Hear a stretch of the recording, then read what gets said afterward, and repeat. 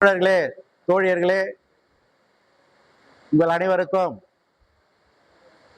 மாநில சங்கத்தினுடைய முதற்கண் வணக்கம். பெரும் அஞ்சல் 3 கோட்ட மாநாட்டிற்கு வருகை தந்திருக்கக்கூடிய தோழர்கள் தோழியர்கள் அத்துணை பேருக்கும் என்னுடைய பணிவான வணக்கம். இன்று 2 ஆண்டுகளுக்கு பிறகு இன்று கோவை கோட்டத்தினுடைய மாநாடு சீரும் சிறப்புமாக நடைபெற்றுக் கொண்டிருக்கிறது. இந்த மாநாட்டிலே வருகின்ற ஈராண்டிற்கான நிர்வாகிகள் தேர்தல் நடைபெற உள்ளது.